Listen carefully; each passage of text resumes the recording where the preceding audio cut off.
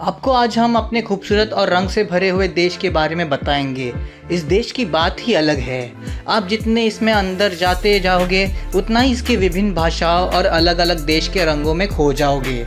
जैसे आप सबको पता ही होगा कि हमारे खाने में कितना मसाला होता है और हम मसाला की उत्पादन बहुत ज़्यादा करते हैं। हमारे देश में जैसे हमारा देश दुनिया का सबसे ज़्यादा मसाला उत्पादन करने वाला देश है और दूसरे देशों से व्यापार करता भी है, पर सबसे मशहूर और महंगा मसाला कश्मीर में है, जिसे केसर कहा जाता है।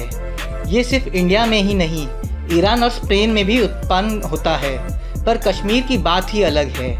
कश्मीर के केसर सबसे महंगे और सबसे ऊंचे क्वालिटी का होता है। इसे 3 वैरायटी होती है। सबसे महंगा मोंगरा जो $1600 में बिकता है आधा किलो, लाचा जो $1000 में बिकता है आधा किलो, और ज़ारदा जो $250 में बिकता है आधा किलो। हर हिंदुस्तानी चाय का काफ़ी शौकीन होता है, क्योंकि चाय हमारे यहाँ लोग काफ़ी ज़्यादा पीते हैं। सुबह में उठने के बाद चाय एक बार को ज़रूर पीते हैं। लेकिन सिर्फ मसालों में ही नहीं, हमारे देश में चाय की भी बहुत सी अलग अलग वैरायटी मौजूद है।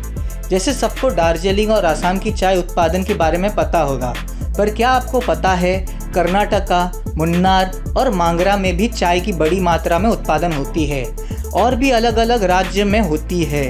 अगर आप और अंदर जाओगे और चाय बनाने का तरीका भी अलग होता है।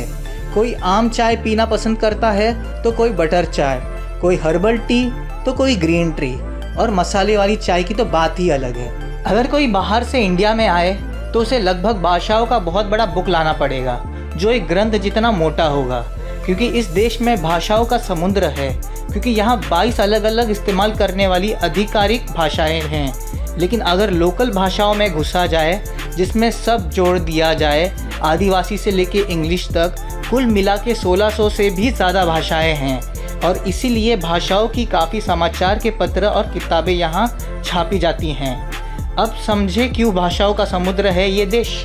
अमृतसर में गोल्डन टेम्पल बहुत प्रसिद्ध है, क्योंकि हमारे इस टेम्पल में पूरा टेम्पल गोल्ड के इस्तेमाल से बनाया गया है, जो बहुत ही खूबसूरत है।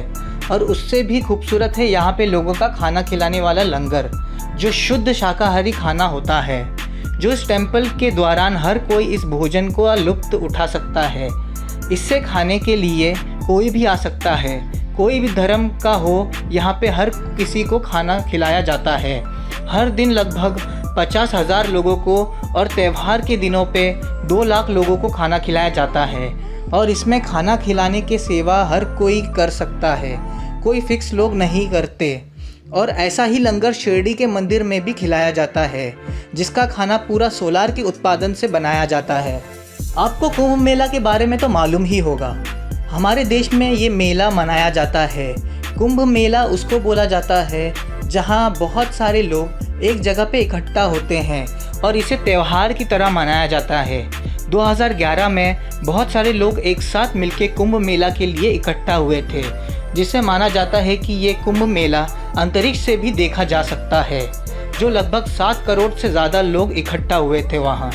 हमारे देश में 1,55,000 से भी ज़्यादा पोस्ट ऑफिस है। चाहे इसे इस्तेमाल नए लोग नहीं करते होंगे, लेकिन देश की बहुत बड़ी संख्या के लोग आज भी अपने लोगों से संपर्क के लिए और चीज़ें भेजने के लिए पोस्ट का ही इस्तेमाल करते हैं। आपको पोस्ट ऑफिस हर कोने में मिल जाएगा हिंदुस्तान के।